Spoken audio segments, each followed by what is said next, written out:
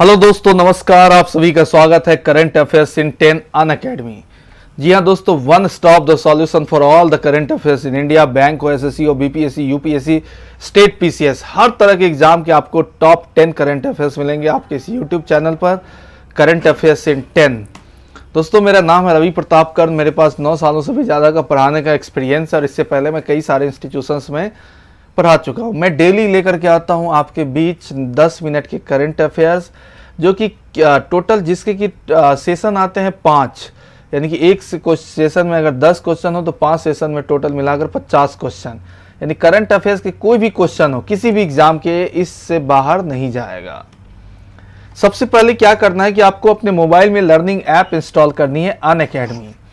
Unacademy की बात करें तो अनअकैडमी 30 से ज़्यादा कैटेगरीज पर अलग अलग सर्विसेज प्रोवाइड करता है। आप हमसे किसी भी कैटेगरी से जुड़ सकते हैं। हर कैटेगरी के लिए यहाँ पर बेस्ट एडुकेटर अवेलेबल है। तो याद रखिएगा, अनअकैडमी लर्निंग ऐप आपके लिए मैंने बनाया है टेलीग्राम चैनल। आप इस लिंक के माध्यम से हमसे जुड़ सकते हैं। एग्जाम से रिलेटेड आपको अपडेट्स जो है वो यहाँ पर मिलते रहेंगे।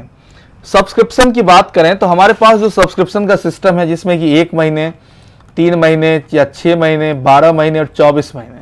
12 महीने यानी कि 1 साल के लिए आप सब्सक्रिप्शन लेते हैं तो टोटल फी है जिसकी 6000, और 2 सालों के लिए फी रखी गई 7200। लेकिन आप मेरा जैसे ही ये कोड यूज करिएगा, रेफरल कोड RPK10, याद रखिएगा RPK10, तो आपको 10% तक का इंस्टेंट डिस्काउंट मिल जाएगा। यानी कि जहां पर 1 साल के लिए फी है 6000, वहां लेंगे 5400। 2 सालों के लिए फी है कितनी, तो 7200, वहां लेंगे 6480 रुपए। तो मेरा ये रेफरल कोड याद रखिएगा RPK10, जो कि हर तरह के सब्सक्रिप्शन पर अनअकैडमी पर अवेलेबल है, एप्लीकेबल है।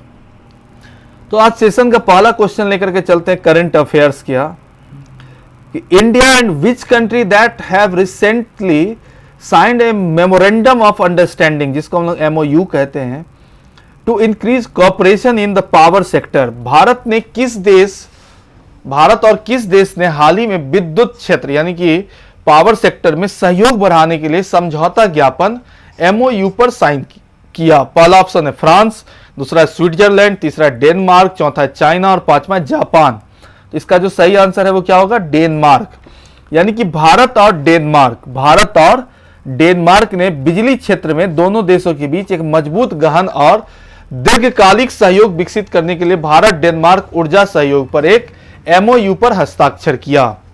यानी India and Denmark have signed a memorandum of understanding on Indo-Denmark Energy Cooperation of develop a strong, deep and long-term cooperation between two countries in power sector. Next question है कि which state government has recently decided to extend the lockdown till 30th June? किस राज्य सरकार ने हाल ही में 30 जून तक lockdown को विस्तार करने का फिर से निर्णय लिया? पहला ऑप्शन है तमिलनाडु, दूसरा है केरला, तीसरा वेस्ट बंगाल, चौथा ओडिशा, पांचवा कर्नाटका। तो इसका जो सही आंसर है वो क्या होगा? वेस्ट बंगाल, यानी पश्चिम बंगाल की बात हो रही है यहां। तो वेस्ट बंगाल की मुख्यमंत्री ममता बनर्जी ने उपन्यास कोरोना वायरस के प्रकोप को मद्देनजर 30 जून तक लॉकडाउन का विस्तार किया। नेक्स्ट क्वेश्चन है, जिस देश के मानव रहित सबमर्सिबल ने हाल ही में महासागर के नीचे विश्व के सबसे गहरे बिंदु तक गोता लगाने का कीर्तिमान बनाया? The country whose unnamed submersible has recently set a record for diving under the ocean to the world's deepest point। यानी कि जिस देश ने मानव रहित सबमर्सिबल ने हाल ही में महासागर के नीचे विश्व के सबसे गहरे बिंदु तक गोता लगाने का कीर्तिमान बनाया? पहला ऑप्शन है चाइना, दूसरा इंडिया, तीसरा जापान, चौथा स्विट्जरलैंड और पांचवा फ्रांस। तो इसका सही आंसर क्या होगा? चाइना। यानी कि चीन के मानव रहित पनडुब्बी ने दुनिया के सबसे बड़े महासागर, सबसे गहरे महासागर पर 10,907 मीटर की गहराई तक गोता लगाया। देश के लिए एक नया रिकॉर्ड स्थापित किया, जिस दौरान गहरे समुद्र और भूवैज्ञानिक वातावरण की उच्च परिभाषा छवियों से नमूने एकत्र किए गए थे। नेक्स्ट क्वेश्चन है कि वह राज्य सरकार जिसने हाल ही में कक्षा 5 तक के बच्चों के लिए ऑनलाइन कक्षाओं पर प्रतिबंध लगाया। अभी आप देखते होंगे कि खास करके ऑनलाइन एजुकेशन जो बच्चों के लिए है उस पर प्रतिबंध लगा दिया है। पहला ऑप्शन है बिहार, दूसरा झारखंड, तीसरा तमिलनाडु, चौथा छत्तीसगढ़, पांचवा कर्नाटका। तो इसका आंसर क्या होगा? कर्नाटका। कर्नाटका की सरकार ने कहा कि कक्षा 5 यानी कि 5वीं कक्षा तक के जो ऑनलाइन एजुकेशन दिया जा रहा है इस पे रोक लगाया जाए, इसके ऊपर ये चीज़ें एप्लीकेबल नहीं है, यानी आप लोग ऑनलाइन पढ़िए घर में कोविड-19 के समय में।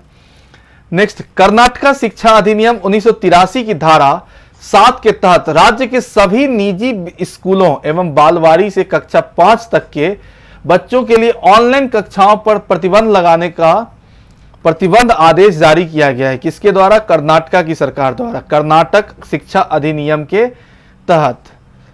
नेक्स्ट क्वेश्चन है कि recently which Arab country has announced to launch its Mars mission. हाल ही में किस अरब देश ने अपना मंगल अभियान शुरू करने की घोषणा किया है?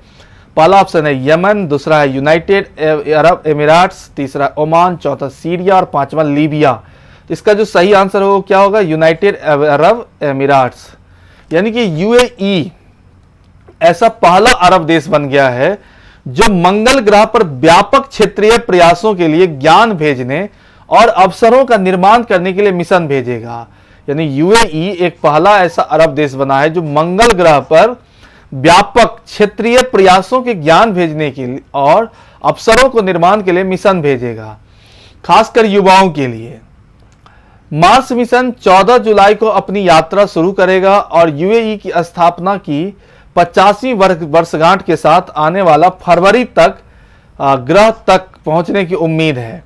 यानी कि यूएई ऐसा पहला अरब देश बन जाएगा जो मंगल ग्रह पर व्यापक क्षेत्रीय प्रयासों के लिए ज्ञान भेजने और अवसरों को निर्माण करने के लिए मिशन भेजेगा, खासकर युवाओं के लिए। मार्स मिशन 14 जुलाई को अपनी यात्रा शुरू करेगा और यूएई की स्थापना की 50वीं वर्षगांठ के साथ फरवरी तक ग्रह तक पहुंचने की उम्मीद है। नेक्स्ट क्वेश्चन है, केंद्र सरकार ने कोरोना संकट के कारण ड्राइविंग लाइसेंस, फिटनेस प्रमाण पत्र और परमिट की वैधता किस अवधि तक बढ़ाने का फैसला किया है?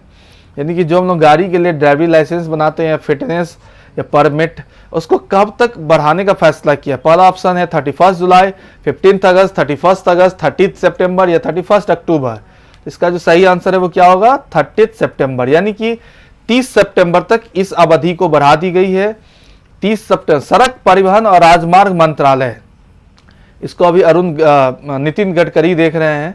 सड़क परिवहन और राजमार्ग मंत्रालय ने कहा ड्राइविंग लाइसेंस, परमिट और वाहन पंजीकरण, फिटनेस प्रमाण पत्र जैसे महत्वपूर्ण दस्तावेजों की वैधता जो 1 फरवरी से समाप्त हो गई है और लॉकडाउन के कारण विस्तारित नहीं की जा सकती, 30 सितंबर तक मान्य होगी। यानी कहने का मीनिंग कि अगर आपका परमिट नहीं है तो भी इन चीजों को बढ़ा दिया गया है। कब तक?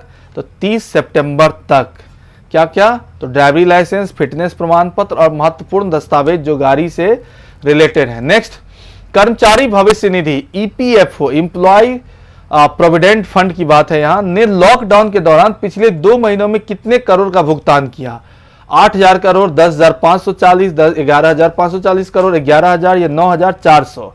इसका आंसर क्या होगा? तो 11,500। यानी कि हम बात करें तो सेवानिवृत्त निधि इकाई कर्मचारी, retirement fund body of employ provident fund organisations said it has settled 36.02 lakhs claim amounting of rupees 11,540 crore to its member during the last 2 months April and May 2020। सेवानिवृत्त निधि निकाय कर्मचारी भविष्य निधि संगठन, जिसको ईपीएफओ कहते हैं हम लोग, ने कहा कि अप्रैल मई 2020 के 2 आखिरी महीनों के दौरान 11,540 करोड़ और 36.02 लाख दावों का निपटान करेगी। ईपीएफओ का headquarter new Delhi. Thank you दोस्तों, मेरा ये सेशन पसंद आया तो आप यूट्यूब चैनल पर जाइए, करंट अफेयर्स इन 10 कमेंट करिए, चैनल को सब्सक्राइब करिए और मेरा रेफरल कोड याद रखिएगा RPK।